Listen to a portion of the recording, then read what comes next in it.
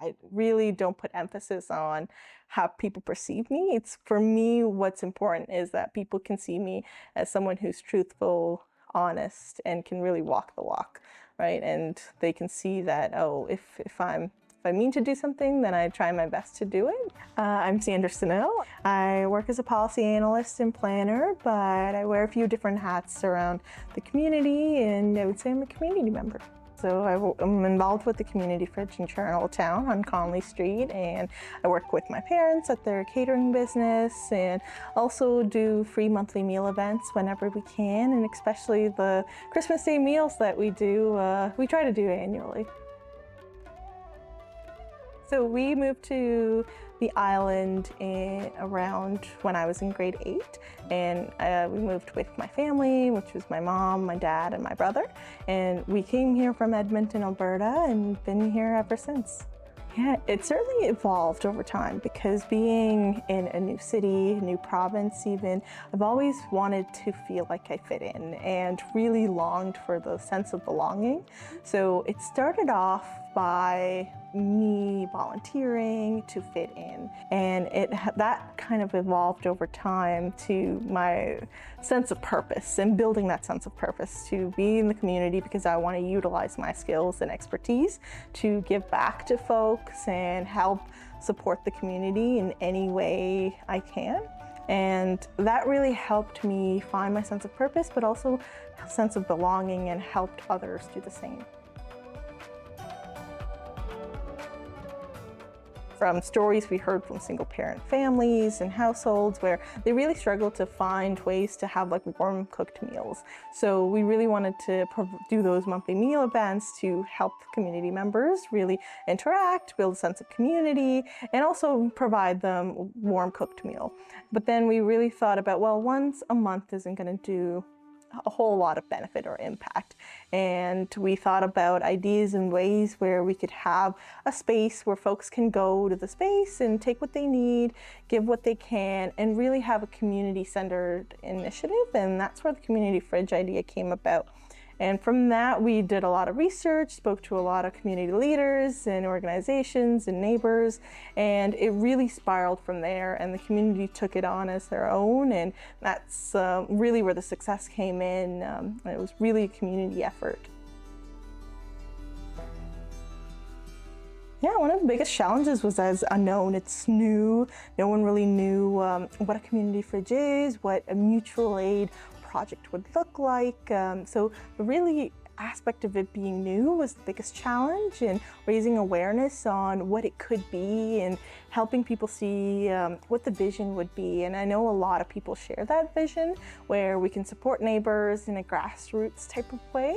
So once those hurdles were overcome and everyone could see how they could contribute to it and how the fridge is also their own, right? And building that autonomy over it really helped folks, I think, and it has made the community fridge be like a stepping stone for other projects and community gardens, community cook days, so many initiatives that folks have started, and they did it with their communities.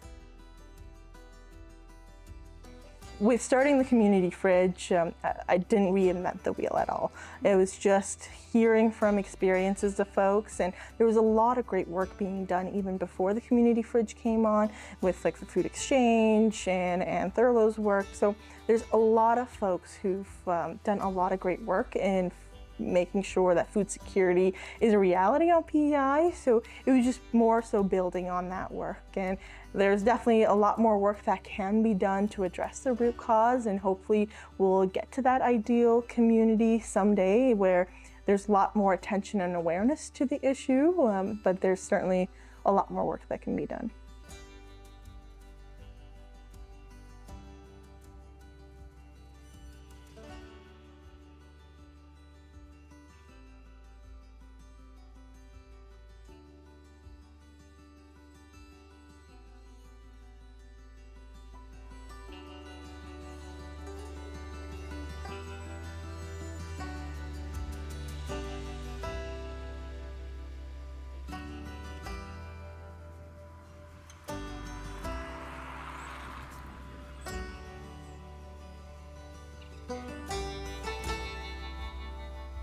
I'm gonna say something that I'm gonna do, then I'll at least try to do it and give it my all to see if I can achieve that, right? The trying is the path that I focus on, and the journey to that goal is also equally as important as the outcome.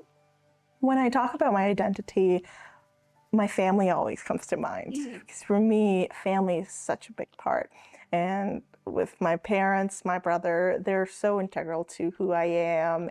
We argue, we bicker, but we always come together and we communicate really well. And even though we are all four different and unique people. One of the main things that I always think about is what my parents have taught us is that if you help at least one person in this world, then your life has meaning and you have a sense of purpose. And so that really instilled in me in the work that I do and how I wanted to strive to be involved in the community. At first, I started off thinking that, oh, I want to be involved because I want to fit in. And then it slowly evolved to me being like, no, I want to help because I know I have these skills, I have these resources, so why not? It doesn't have to be through financial means. There can be so many other ways we can support each other. And I think we all have that, that feeling where, we want to help someone and we feel good about it. For me, faith has guided me in every decision I've made, and it has really helped me to be better at self-reflection and make sure that I can see how my actions and behavior might impact other people and how I can make that better so I can do better for others and myself.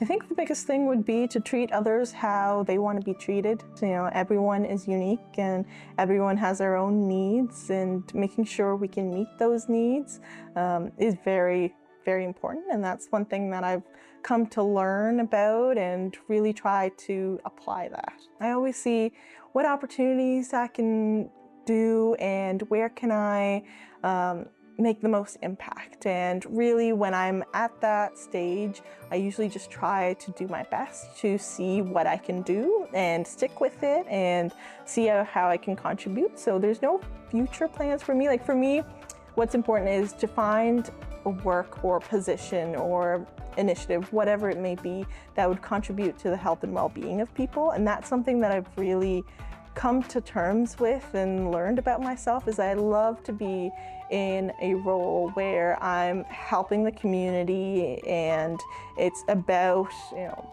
public health or health promotion, things where we can do proactive actions and efforts where it will make a large impact in the community. So if I'm doing that, I'm super, super happy. Yeah, I think in terms of advocacy work, I would love to do more work around food security for sure, build the nonprofit organization for Love for Care, and really see where the gaps are in the community, not duplicating any efforts already being done, but how can we better support the work that's already being done. So my parents, they've always taught us, use your skills and expertise to help the community. And the skills and resources my parents had was through catering, through food. And they've always taught us that food is love, and you can show your love through food. And that really stemmed the beginning for so many of our food security initiatives. It has been so great to be on the island, and this is my home, and I would definitely, if anyone asks me where I'm from, I would say PEI, because it's where I've had a sense of home and where I feel like I'm part of the community and where I can give back to folks and they support me, and so it's like a mutual back and forth.